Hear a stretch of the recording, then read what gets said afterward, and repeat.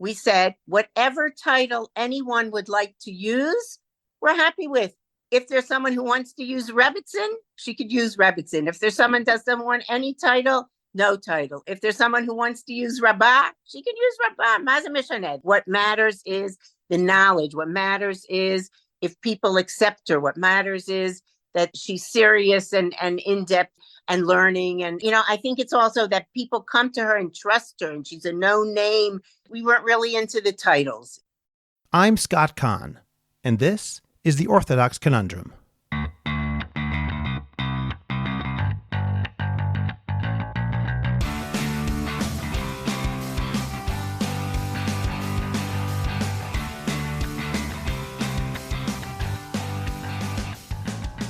This is the Orthodox Conundrum on JewishCoffeehouse.com.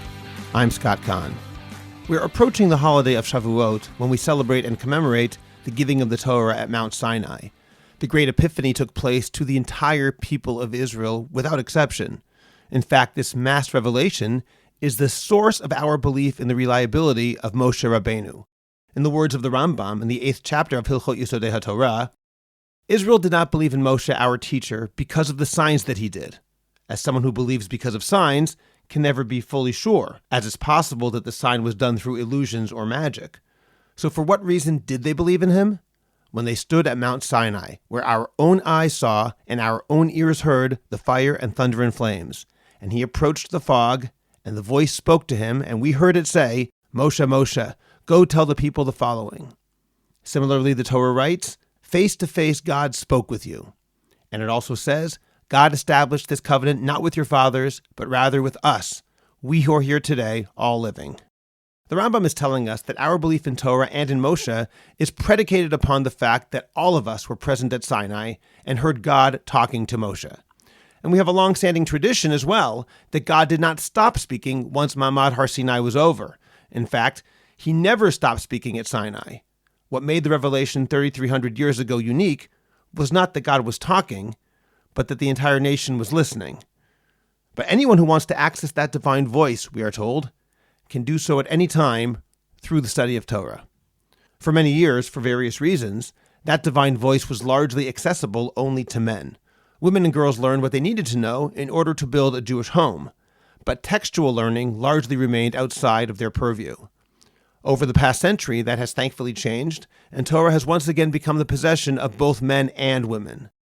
One of the people responsible for bringing serious Torah study to women is Rabbanit Malka Bina, the founder of Matan, and I was honored to speak with her about the progress that has been achieved in the realm of Torah learning for women and the progress that still needs to take place.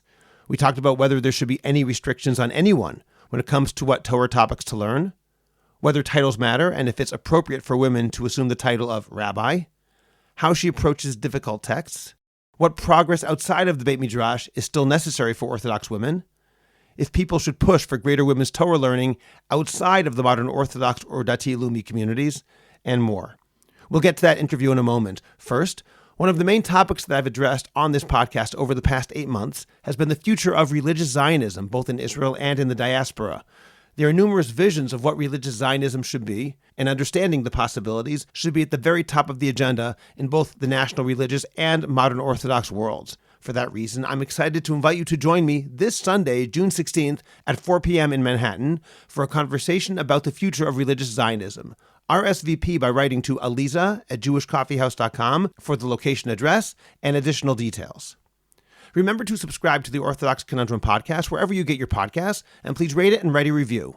Please join the Orthodox Conundrum discussion group on Facebook so that you can contribute to the conversations that are necessary in the Orthodox world today. Subscribe to my Substack, Orthodox Conundrum Commentary. My latest article is entitled Yom Yerushalayim 1994 and 2024, where I write about the difference between celebrating the liberation of Jerusalem as a 23-year-old and seeing it through more mature eyes years later. Go to the link in the description of this podcast to get your free subscription today. Finally, in 2024, the best way to promote your organization, your business, or yourself is to create a high-quality podcast, and JCH Podcast Productions can help you make that happen. Whether you want to learn how to start your own podcast or want to improve the podcast you already produce, we will make it happen. Write to me at scott@jewishcoffeehouse.com, and let's get started with your high-quality, memorable, and effective podcast. Rabbanit Malka Bina founded Matan in 1988, served as chancellor for 33 years, and is currently its president. Rabbanit Bina is widely recognized for her revolutionary work in Torah learning for women. She has won numerous prestigious awards, including being awarded honorary doctorates from Bar Ilan University and Yeshiva University. Rabbanit Malka Bina, thank you very much for joining me today on the Orthodox Conundrum podcast. My pleasure. Let's start at the beginning. When you founded Matan in 1988, what was the reason that you did so? In other words, what was lacking from the wider Torah world that you were trying to rectify? I felt there were three things missing. When I was a student studying in a seminary in Yerushalayim, and I went to the library and I wanted to learn B'chavruta and discuss the issue, and the librarian came over and shushked me. She said, I have to be quiet. I said, I don't know. Now I'm learning. Why can't I discuss the issues that I'm learning with? I just felt that Beit Midrash and the give and take, the Shaklatariya, everything was so important. It was an important way of learning the Socratic method, of course, the Gemara method, the Thumb method. And why shouldn't that be available for women? So that I felt was missing. I felt the broader picture of Torah Sheba'al Peh, Gemara, Halacha, that it was very hard in the Orthodox world for a woman to really accomplish, get to high levels in that. And the third, that there should be women high-level teachers in all the subjects, in Tanakh and in Gemara, Halacha. I was at a very fine, I don't want to mention, a very fine seminary in Yerushalayim for 3 years. For 3 years, I had 30 teachers in Torah. Only one was a woman. Now that's ridiculous. So I felt that these three areas should be tackled, and yes. Thank God you did so. I think it's very important for Klal Yisrael that we have institutions like Matan now. At the time, did you get pushback? Were people upset about what you were doing? I think looking at me, I don't know, podcast right, nobody looks at me. I don't think I'm threatening.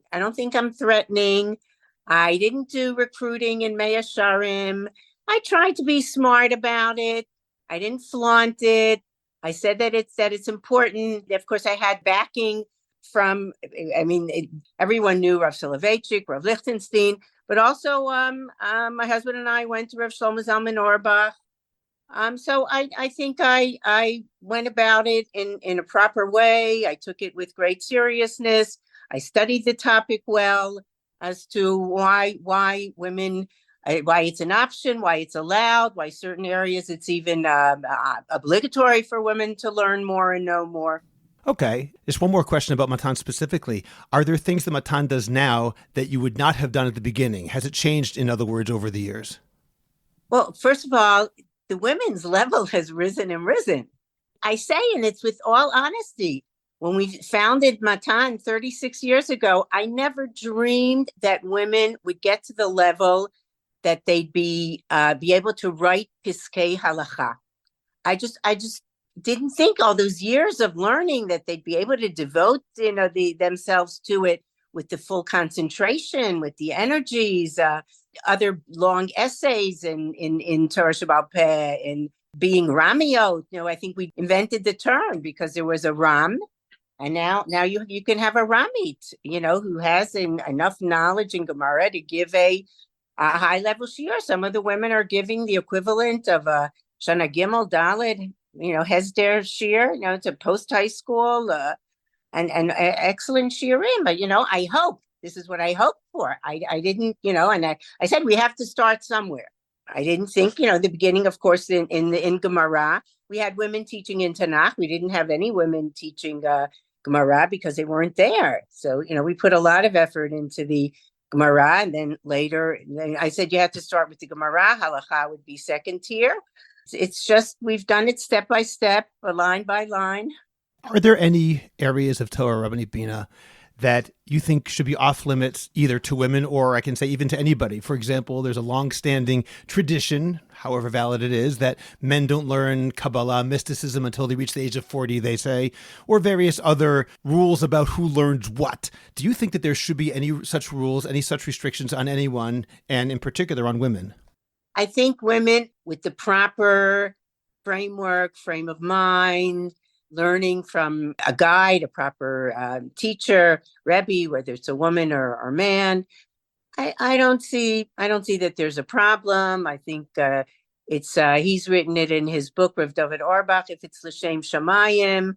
I think, I trust women to do it in sincerity, and then that would be okay. I think for men as well.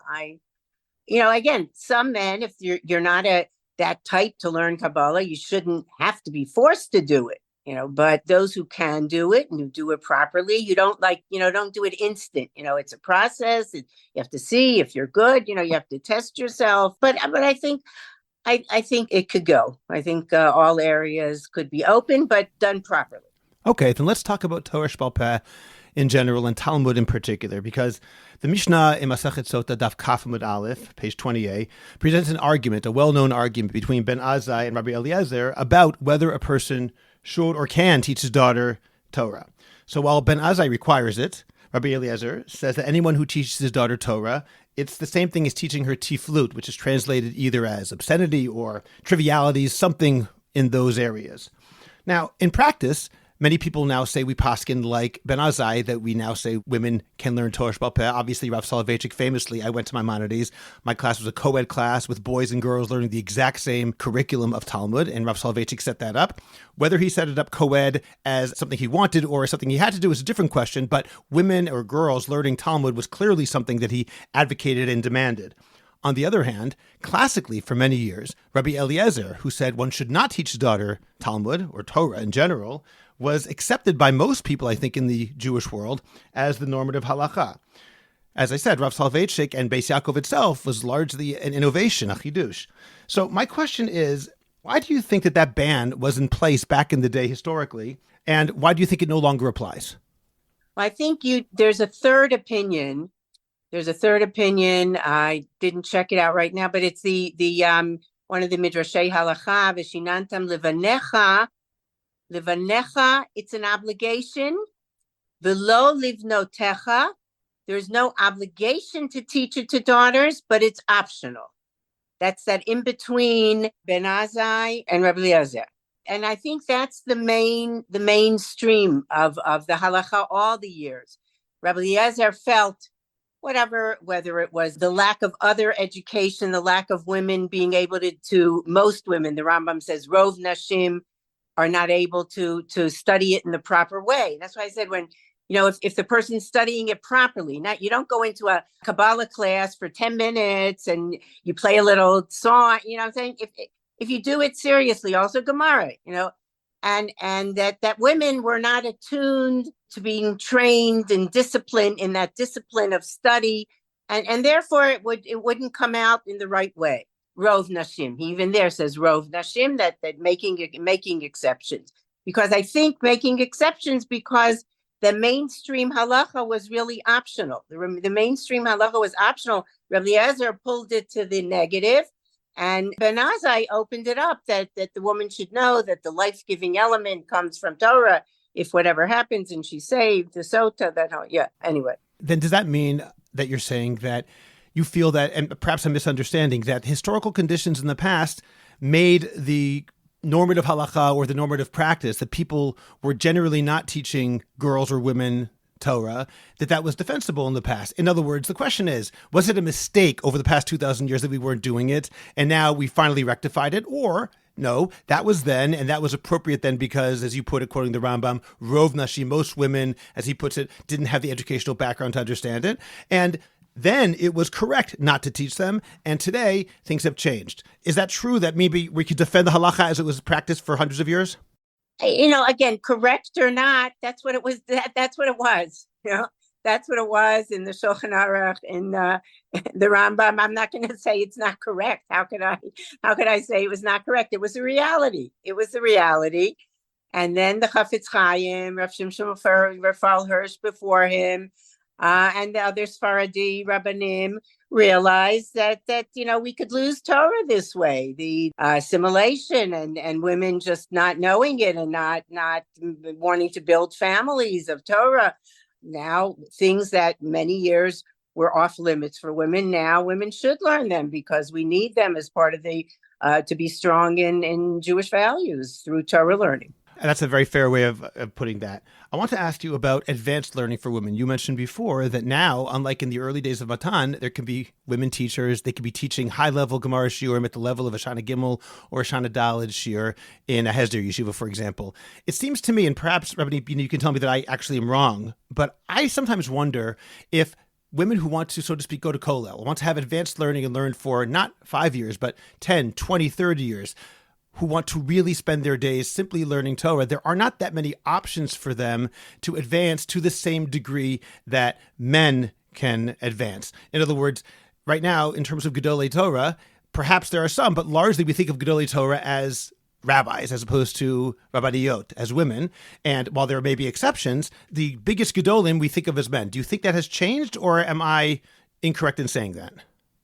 No, the biggest and the more opportunities obviously are there for the men, but there are now, you'd be surprised, there are now women who've been learning for 20 years. Let's even take an example. I mean, it's someone like Rabbi who's well known, unfortunately, because of a personal tragedy, Rabbanit Racheli Sprecher Frankel, who's also a leader in this for Am Yisrael, a personal example. She's been studying in various programs, mostly through Matan, also the first our advanced and intensive Gemara program, a 5-year, 3 years, 5-year Halacha program, at Nishmat the Yoatzot, 10 years, other learning opportunities in the Beit Midrash with Chavrutot and with her students. Then again, if you teach, you're also continuing your learning. So there are women now who've had a good, it may not be the same intense 20 years as men, but 20 years of solid learning combined with other responsibilities of home and family, as men do. I think men also have community and family responsibilities, and are now being asked questions by women, or being trusted by women, or come to mostly, sometimes a man will also ask a question and take an answer, if he trusts a certain poseket or whatever, mishivat halacha. Again, by numbers, of course, there are more. Of course, there are more. The society, and especially if you're talking in the Haredi society, it only reinforces for men to do it. So obviously, there are more, but again, not every man sitting in the kollel for 20 years is a gadol hador yet either. That's certainly true. Most of the women sitting for 20 years are highly knowledgeable, highly knowledgeable. I'm not going to go into gadol hador, this, but great women and leaders and heads of midrashot. Rabbanit Esti Lichtenstein Rosenberg, who was in our Beit Midrash the second and third year, Rabbanit Chana Dreyfus, Rabbanit Michal Tikachin, and I could go on and on. Rabbanit Doshra Koren, different styles, Dr. Yael Ziegler in Tanakh. These are women who've all put 2-3 years in the Beit Midrash. Some, at least, if and 2, 3, and 10 and 15. Yeah. Anyway. It's much smaller in numbers, but the quality of some of these women is outstanding. And I'm certainly speaking to one of those women right now. Let me make that very clear that I realize that, and I appreciate you're doing that with me today. Let me ask you a question, because you mentioned it, and then I'll get back to some of the other issues you mentioned. You say in the Haredi world, of course, it doesn't really exist very much. Do you think that that's something that has to change? In other words, is the lack of advanced Torah learning for women in the Haredi world something which you would put under the rubric of live and let live? If they're happy, then that's fine. Let them continue. Or is it a problem that you think needs to be solved? I don't know myself. It's a hard world, the Haredi world. I grew up. I myself come from Beis Yaakov. My husband learned, as you probably remember, in the Panovich Yeshiva. But we felt there were things missing. Wonderful grounding that we received, and we have great appreciation for what we received. We somehow opened it up to also tzionut and secular knowledge where it can be helpful, and so there are a lot of issues in the Haredi world. And I see what I do see. I don't know, I'm not going to tell the Haredi world how to run their lifestyle, and but what I see in the women's things, I'm not going to talk about the army and this, let the politicians fight about that. Uh, but what I see is there are several women, I would call them on the periphery. They're probably learning a little bit more in the modern Orthodox, like the Matan, kind of world. Matan, Drisha, where Rabbanit Chana Dreyfus, maybe Migdalos, but they're making small groups because they themselves are more Haredi and accepted in the Haredi world, and have small groups. It's small. It's very small. To those women who would like to come, there are some opportunities. I'm basically a liberal person. If the Haredi world is not interested in doing it, fine. But let them not tell me what I can be doing. Certainly fair. Liberal in the authentic meaning of the term. Yeah. I would ask you a question about something you said a moment ago. You talked about a woman who's a poseket, a woman who is a decisor of Jewish law. This question is inevitably controversial, but I think it's important to ask. You are Rabbanit Bina, and in America, we largely have the term Rebbitzin. I'm not sure the term Rabbanit has become so popular there, but there are other organizations that have terms like Rabbah or Maharat. And the question really I'm asking is there a reason, in your opinion, that women should or should not be rabbis? Now, it could be Rabbanit means rabbi, and you'll say it's the exact same thing, or maybe you'll say it's not. How do you feel about the idea of a woman getting smicha? Okay, so I think what's happening is they're also because the Rabbanut's not letting them do the test. They started the last government a little bit, when Matan Kahana was the Sarah Datot. So some of our women did some tests, and some of the women from, I think, the Lindenbaum program. But since they, anyway, can't really do the test of the Rabbanut, so what they're doing is getting equivalencies. Now, at Matan, we test them. They are tested. They are tested by outside testing, Rabbanim, and written examinations that are graded outside of Matan. So it's a type of equivalency. It's a type of equivalency. Now, being that I said I'm quite liberal. What we decided was we took the term for our Hilchata, our 5-year halacha, broad-based halacha program that meets 3 days a week for 5 years, that the main title, or the title that we will give on the certificate that we give, is Mishivat Halacha, a respondent in halacha, right? A responsor, a decisor, but not maybe it's not decisor exactly. It's not poseket. We felt we take something a little bit more sensitive, delicate, whatever. But it means mishiva means answering. You're answering in halacha. A response is called, a tshuva in English is called response, mishivat halacha. Now, but being a true liberal, we said whatever title anyone would like to use, we're happy with. If there's someone who wants to use Rebbitzin, she could use Rebbitzin. If there's someone that doesn't want any title, no title. If there's someone who wants to use Rabbah, she can use Rabbah. Maza Mishaned. What matters is the knowledge. What matters is if people accept her. What matters is that she's serious and in-depth and learning. And, I think it's also that people come to her and trust her, and she's a known name. Sometimes now we have certain women that I know are in one area, in another area. Certain women know better a family law. Other women now are already in Shabbat, in Kashrut, in a combination of areas that their personal status, different situations that arise. We weren't really into the titles. I took, I think, my cue from Dvorah. Because it says, Vayalu eleha b'nei Yisrael la-mishpat. Exactly, there's discussion there, what's this mishpat? But reading it, the Ritva says you should just read it as pshat. The mishpat, they sense that she was knowledgeable, that she was caring, if they had litigation, if there were problems, Vayalu eleha, that the people sensed it, the people trusted her, the people knew she was knowledgeable, and she could give a psak halacha, or she could do mishpat.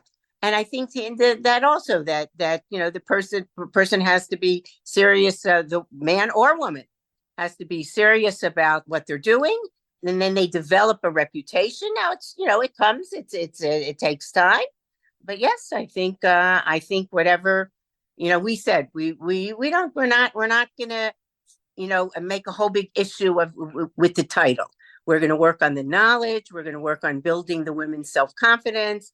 We're going to, help them. Our team, Rav Ariel Holland and Rav Shuki Merson, the last year in the program, they're given different realities. They have to research them and write a psak halacha. We want to train them, when they get into a reality, they're asked a certain question, where to look, what to do, how to go about in developing a psak. So I'm going to push back just a little bit because what you're saying makes a lot of sense. And what does matter, of course, is the knowledge. But in society, titles do matter. The example I gave to my wife, Eliza, was I said, how would you feel? And it's not the same thing, but maybe we can use it as an example, as a mashal, as a metaphor. I said, if someone can go to medical school and can learn the exact same thing as a full medical doctor, you can have all the same knowledge, but for political or social reasons, we can't call you anything but nurse or maybe some other title. We can't call you doctor, though. That has hashlachot. It has consequences, both in terms of pay scale, as well as in terms of reputation, the way people look at somebody. So is there a reason... I mean this seriously, even if it's not the easiest question to ask, is there a reason that a woman should not be called rabbi? Rabbanit. Women are called rabbanit. Okay. Nowadays, it's not like Rabbanit Racheli Frankel's husband is not a Rav. He's a lawyer. As I know, some of the husbands are. And Batya Krause's husband is not a Rav. And she is an outstanding, someone asked me, and I wasn't knowledgeable enough in the area. I said, I'm gonna take it to one of our scholars. Was a question of a kala who was getting married, with diabetic, and they have that pump now. And if she would take off the pump, it would be very expensive because she would lose days and whatever. It was a whole question: does she have to take it off, or can it be considered part of what she always has on? And you're talking about for the mikvah? Yes, for the mikvah.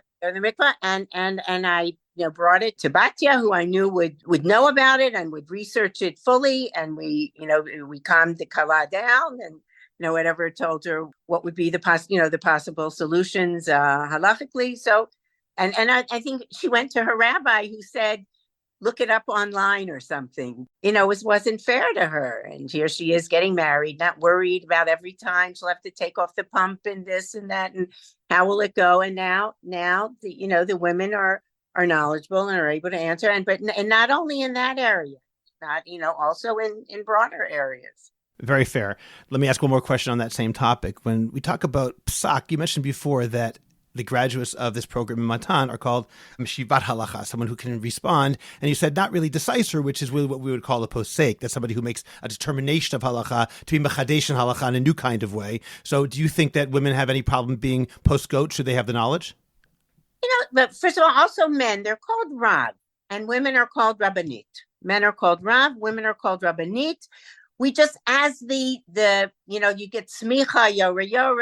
In ours, it doesn't say smicha. It says we don't use the word smicha, but I don't have it in front of me now. Something she's certified in Hebrew, musheret, or I know certified as a mishivat halacha. But the title she uses is Rabbanit. The title she uses is Rabbanit. And those who want to call themselves poseket, they can put up a little notice. We have no problem. They put up a little notice, even though their certificate says Mishivat Halacha. It doesn't bother us. They can put up the on the door and this poseket halacha. But whatever the title is Rabbanit. The title, and that title has really taken much more content to it in the last, I would say, 10 years, 7 years. Yeah. I'm just going to give a quick editorial for 10 seconds. When you mentioned before that there never was until Matan Kahana changed it, and that's been changed back as far as I know, that women cannot take the tests that rabbis take. And even if one were to say, I'm not arguing that they should get smicha, I'm not talking about that, but the fact that they're prohibited from taking the test and demonstrating their proficiency, which has certain consequences in terms of pay scale and various other things, I think that's personally a terrible thing. I don't know why we can't say, we're not going to give you smicha, but you can say you passed the test. I don't see why that's a problem. It's very bothersome to me. Totally. And there are, I think, proactive groups working on it, but very, it's the Misrad Datot and the Rabbanut are, I think, as we know, Rabbi Khan, more in the hands of the Haredi community. There's a lot of political issues there, and it's just not happening. I think there are many now in the modern Orthodox world that would approve, but it's not the majority of those involved in Misrad HaDatot, I think. Yes, and I think it's a shame. I want to move on to a different topic. It's one that's related to this, though. I interviewed Rabbanit Nechama Goldman-Barish a few months ago. By the way, she's also one of our graduates, studied 3 years in our advanced Talmud program, another 3 years in the Halacha program. Well, it was a wonderful interview. She was very impressive. Yes. And another, I think, 2 years in the Beit Midrash. No, yeah, whatever. That's what I'm saying. There are many now, Baruch Hashem, that we take great pride in. She points out in a book, which is soon to be published, that Talmudic literature generally presents women in one of three ways, either as the other, in other words, a temptress and pollutant, like a nidah, or in an overwhelmingly positive light, or they're presented simply as a contrast to men halachically, in the sense that women are obligated in fewer mitzvot and have less control over marital life than men. That's simply an example of how Talmudic texts often can present women in ways that in the 21st century many people might find difficult to understand, difficult to really deal with in a straightforward way. I want to know how you, as a Torah Jew, as a believing Jew, confront texts that may be difficult for some of your students or for yourself. I look at the bigger picture. Now, in the bigger picture, in the earlier times, in the biblical times, why only look at the Talmudic times? The Avot, and along with them, the Imahot. I think Rivka and the Rivka Yitzchak pair was much more active than, I'm not talking, the Avot and Gevura and this and that, but if you look in the text, I think it was Rivka who guided what was happening there. She created the destiny.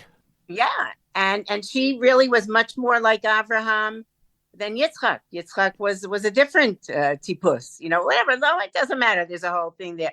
The other Niviot, Dvorah, as I mentioned, Ruth, who gets such great acclaim. We're coming up to Shavuot. So I see that there are Miriam, where, I don't have to, I see there are somehow in the later on, look, once the Malchut came to David, and then afterwards, so women's role decreases. What I'm thinking is that maybe it's like a cycle, and we're coming back up again. Things are cyclic. And then somehow in those times, because there was a lack of education and socioeconomic and whatever, for whatever reasons, that women were viewed in this way. I don't wallow in that. I let's go back to what, to Sarah and Dvorah and let's move forward. And, we're allowed to, and we can. Okay, so there was a period that, even that was a period of 2,000 years. It was like, it wasn't a day or two, fine. Okay. Things end, things end. Bezrat Hashem, this war will end too one day. Maybe I'm being a little bit simplistic, but, I like to look at the positive. I like to think, I remember when I wanted to start my autonomy, you'll never get to anywhere. Women will never get to any level. Well, why are you wasting your time? And I said, we're going to start. We'll go. And wherever we get, we'll get, and I just said, you have to make that effort. You have to, and Baruch Hashem, look what happened. You can't just, okay, so certain chazal, certain this, you're going to just, get so swept up in what was and this and that. There's so much available, so much that can be done. It's go and do it. What did they say? Who said do it? What's that? Nike. Nike. Phil Knight. Yes. Then in that case, let me ask about a different issue that comes up in learning. And it's not so much a problem as a reality, I would say. And that is that it seems very clear when reading anything in Talmudic texts and Chazal, for the most part, these are texts that were written by men for men. And in fact, that's something which on a different podcast I do with Tali Rosenbaum called Intimate Judaism, when sometimes people ask, why is it phrased this way? A man can do something with his wife as opposed to the other way around. I explain, I say, don't get caught up in language that sounds gendered to us. This was written by men for men. And therefore, when the Gemara, for example, will say a man can do what he wants with his wife, don't infer from that something which it's not trying to say. Don't infer that women don't have agency. It was written, though, for men. But given that fact, and given that now women are, thankfully, learning much more Torah than in the past, do you think we need to have a uniquely women's approach to learning that might be different from men's approach? In other words, is it worth in our seminaries, such as Matan and others, that women learn exactly the same way that men learn? Or is there some way to perhaps bring a different feminine element to that learning so that it will add something that's slightly different that might enhance the learning that we wouldn't get from a purely men's learning? Look, the texts that are written are written. We're not going to change the Rambam, what's there, the Shulchan Aruch, the Gemara, the Rishonim, brilliant Rishonim, Achronim. They're there, and that's what we have from that period. Those were giants, but we're the according to Tashma, we're the nanas, we're the midget on top of the giant, and now's like our turn to do something, and I think, look, I think what's going to happen. I don't mean to use this as a public announcement or advertisement, but Matan is now, we've developed with Dr. Yael Ziegler, the Kitvuni program, where there are already 4 books at the printers, or almost at the printers, of women, written by women in Tanakh, Halakha, Talmud. So I think women's voice will come out in that way, rather than, we're not going to rewrite the text. What's there, it's authentic. You don't rewrite. That's plagiarism. That's changing. That's tampering. These are texts. The Rambam, what he did in his text was that, whatever. There were certain realities you have to realize, in those days, but that women should be writing, and there should be, like, if someone's looking up a sugya and there's a woman who's written on it, fine, we'll hear her.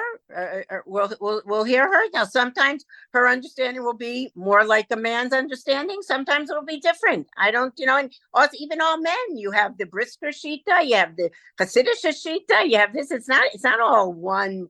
It's not all one way. There's so many different approaches within men's learning. So I don't know if there has to be one specific woman's approach, but there have to be women expressing opinions, expressing voices, giving scholarship, being out there in Torah as now that they've built up their repertoire, and they know now this is a new program that we've now, it's our 3rd year, Bezrat Hashem, and we have another cohort of each year. We take 6 women and sit them down, it's with a stipend and a mentor, and Baruch Hashem, so yes, I think that fits in. I think that connects there. And I got a little plug in there. Okay. I answered it honestly, because I really think through women writing that we'll hear that, we'll see that more, and teaching, but writing even more so, I think, right? For sure. That is definitely a fair answer. Absolutely. Now, beyond Limud HaTorah, do you think there are other areas in Torah Judaism where we need to add more room for greater female participation? I don't know whether I'm talking about any particular area, whether I mean in shul, whether I'm talking about some other areas. Are there other areas where women's voice is not being heard, or the lesser participation of women, that's something that should be rectified? Or do you think things are by and large okay outside of the larger rubric of Limud HaTorah? I think there have to be women in positions of community leadership, what exactly that is, also educational leadership, which we have it in the Midrashot, but also in bodies that are men and women, that there have to be heard the voices of women in making important decisions for Am Yisrael. I mean, that's also a little bit politics, a little bit this. I don't, which women are not as power oriented, I think. But there have to be women who are consulted, women who are involved in all kinds of, now, especially in designing to shape the future of our nation. And I think there are a few who are there, but I think there can be more. Okay, I'm going to say something now which I'm not sure people are necessarily going to like, but I'll be very upfront with you. Something which bothers me, and this is almost putting the onus on the women, not on the men, but it's also on the men for creating a culture in which this happens, is the attitude towards tefillah b'tzibur. Now, of course, I understand and fully accept that only men are obligated in public prayer communally. In other words, davening with a minyan, with 10 men. On the other hand, I know that Rav Shechter, in his tshuva, explaining why he didn't think that women's prayer groups are acceptable. He said one of the reasons is that if they're going to pray publicly, better to daven with a tzibor. It's not as though it doesn't matter. It is better to daven with a minyan for women as well, even if they aren't part of that minyan. There's an element of tefillah b'tzibor when they daven with a minyan. It always bothers me, the fact that not more women do this. There simply aren't as many women as I wish there would be come to shul. Certainly part of that is on the men. I know that when my daughters, who thankfully do come to shul often, they have to kick the men out of the Ezrat Nashim. And that's ridiculous. It shouldn't even be a question. They shouldn't have to go and demand that men leave in order for them to daven. But apart from that, there's something else which bothers me. For example, I'm guessing you might have seen this too. I'll be at a wedding, and after the chuppah, they'll say Mariv, and 150 men will daven Mariv, and 150 women will just stand around. Now, I'm not saying they're not davening Mariv. I'm not saying they are, but why doesn't everybody daven? We have a communal prayer now. What's the reason that we don't have more of the sense of obligation, even if it's not an obligation, but let's do something better than the other way of doing it, which is either not davening Mariv at all or not davening with the tzibor. I don't know really what my question is so much as I'm throwing that out to you as an issue, which I think is, I'm curious if you agree with me that's an issue or if you think that I'm wrong to mention such a thing. No, first of all, the more a woman can daven b'tzibor, obviously, tavo aleha bracha. It's somehow between, the years that you're raising the family, it could create a lot of pressure. I regret now that I didn't say Kaddish for my parents. I had little children. They died when I relatively young, my mother, my father, and it was hard. Now you have some that are now the women are saying the Kaddish, and even there are problems with it. I know someone had to leave her shul because she was not allowed to say Kaddish. It was very uncomfortable. So somehow women didn't take it upon themselves as much. I think, because like once you have 20 years, you're not going to come. It's like in Ma'ariv, I have to be honest, I didn't take on myself Ma'ariv. I do Shachrit and Mincha. And being that Ma'ariv is a reshut, I didn't take it. So at the weddings, every once in a while, they'll do mincha, and I'll say I will stand in a corner and do mincha with them, but I won't do, because if I don't do Mariv every day, I don't have to stand there and do Mariv, like making myself, I don't know, somehow conspicuous. Conspicuous. I didn't feel, even though maybe I had the 10 minutes to daven Mariv, and it's like women just didn't catch. It didn't catch. Whereas Shabbat, yes, much more so Shabbat. And again, even there in earlier years, when before there's a family, and after when the children are older, or somehow you could get to shul, it has to fit in. It has to make sense in a woman's life. I also every day, someone asked me also, why do I think my tefillah? I said, look, I daven at my kitchen counter. A lot of good tefillah out there. Okay, you can answer Baruch Hu, you can be part of a community. There's the wonder of that. But I hope Hashem takes my tefillah b'yachidut. Tefillah is important. Tefillah is so important. It somehow in women's lives, it doesn't always fit in the tefillah b'tzibur. And then if both want to go to minyan, it could cause pressure for the children, tension. But a woman who's able to do it and do it well, tavo aleha bracha, and especially with the Kaddish, I think that could be a game breaker there, or at least for some time to do it. Yeah. Let me make it clear that I'm not criticizing, of course, any individual. Anyone can make his or her own choices. Everyone should make his or her own choices. I'm speaking about the societal nature of things, such that when there is a communal prayer at a wedding, I'm using Mariv as an example, when there is that communal prayer, it just seems strange to me that here is an opportunity for people to pray to God, something which we all as Torah Jews value. And generally, I'm sure there are exceptions that I haven't seen, but generally it's most men will go and most women will not. And here's a golden opportunity. On the other hand, I see the other side too. You're pointing at a very important point about if someone didn't take it on, maybe in some way it would be inappropriate to go, because that might be yuhara of some sort, almost like transparent and obvious, conspicuous religiosity inappropriate. So maybe that's the other side of it. Maybe that would be inappropriate there as well, perhaps. Perhaps. I think it's a little bit, sometimes I say, we were left to make choices. Men, we're luckier. We can choose, pick and choose a little bit more. We don't have to take on the mitzvah of lulav v'netrog. Yet if we do it, it's our mitzvah. It's the sense of doing something above and beyond that women have. Or sometimes if it doesn't fit in, you're not able to do it at this time, but you don't lose the sense of the meaning of tefillah. Okay, let me ask you a question in general about the Orthodox world today. Now, admittedly, we both live, fortunately, in Israel, so our understanding of the Orthodox world is conditioned by being here for many years. But I'll ask about it both in Israel or in Chutz La'aretz. What do you think are some of the most glaring issues that our Orthodox world needs to work on today? In Israel, when you say Orthodox, are you including Haredi? Sure. Okay, so the big problem now with the army. Big problem with the army that I don't want, all of Am Yisrael to be split because of that. The problem of divisiveness, that's the Dati and Chiloni, how to live together in a society with Jews that are of a different mindset and yet feel together, but not compromise your values while respecting someone else who has totally different values. How to go about that in a way of achdut, of togetherness, and how to with the army, university, making a living, giving women the opportunity to hold their heads up high and be respected citizen, of Am Yisrael, respected.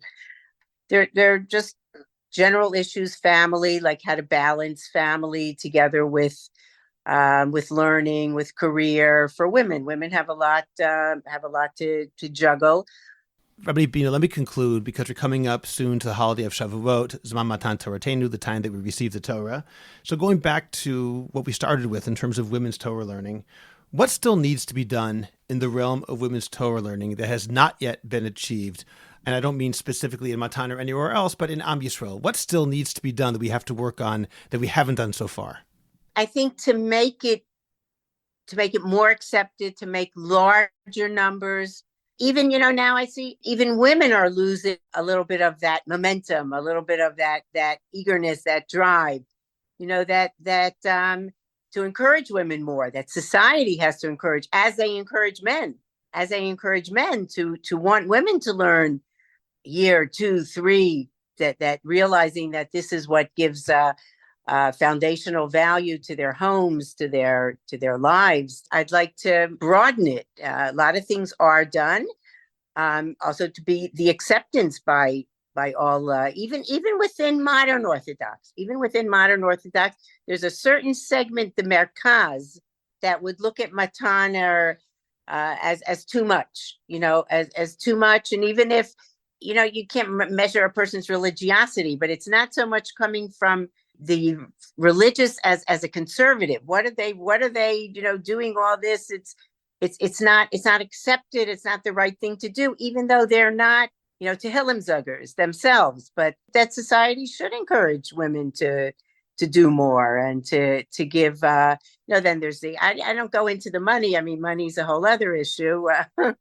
But there should be. I mean, I've done a lot of fundraising, because if I had a dream, I wanted, in order to realize the dream, you have to have resources. That there should be money for the government giving the money, and also private donors should recognize the significance of women's learning and give evenly.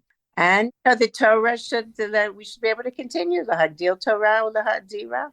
And certainly what you said about money is very true. People sometimes think the teachers are doing it l'shem shamayim. And of course it's l'shem shamayim, but that doesn't change the fact they have to feed their families and shouldn't have to live a life that's poverty-stricken because they choose to be involved in Avodat Kodesh, the holy work of teaching Torah. So I certainly agree that, as a well-known person once said, if I have a song to sing, it's about money. And he was saying it in terms of high-quality values, not because people are money hungry, but because good work deserves good pay. Anyway, I certainly agree with that. And I appreciate, along with, I'm sure, many, many of my listeners, all that you're doing for Klal Yisrael with Matan and everything else. So, Rabbanit Malka Bina, thank you very much for joining me today. Thank you. It's been a pleasure. It's really been very nice. Thank you, Scott. Subscribe to the Orthodox Conundrum podcast wherever you get your podcasts, and please rate it and write a review. Please visit jewishcoffeehouse.com for other episodes of The Orthodox Conundrum, as well as many other great podcasts, including Intimate Judaism, The Maimonides Minute, Chochmat Nashim, The Francisca Show, and Let My People Eat. I'd appreciate it if you go to Apple Podcasts and rate and review The Orthodox Conundrum. It takes literally 2 minutes. It's just giving a certain number of stars and writing 1 or 2 sentences.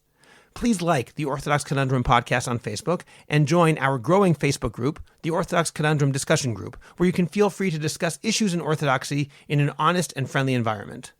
I hope you'll become a Jewish Coffee House patron on Patreon. Just click on the link in the description of this podcast, and you can get bonus episodes, Jewish Coffee House merch, and more. You'll get special episodes on all sorts of topics that are only available to subscribers, and you'll be helping Jewish Coffee House spread our message of a welcoming, intellectually engaged, and honest Orthodoxy. Just join Patreon. It's only a couple of dollars a month, and you can stop anytime, so join today. Finally, do you have a message that needs to get out? Do you want to promote your business, your organization, or your cause? The best way is by producing a podcast, and Jewish Coffee House can make it happen. I have experience producing hundreds of podcasts, both for myself and for satisfied clients.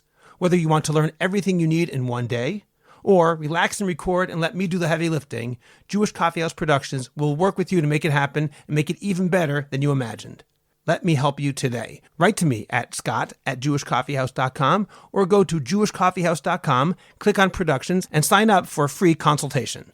Make your voice heard, promote your cause, sell your product, and engage an audience now. I'm Scott Kahn. This has been The Orthodox Conundrum on jewishcoffeehouse.com.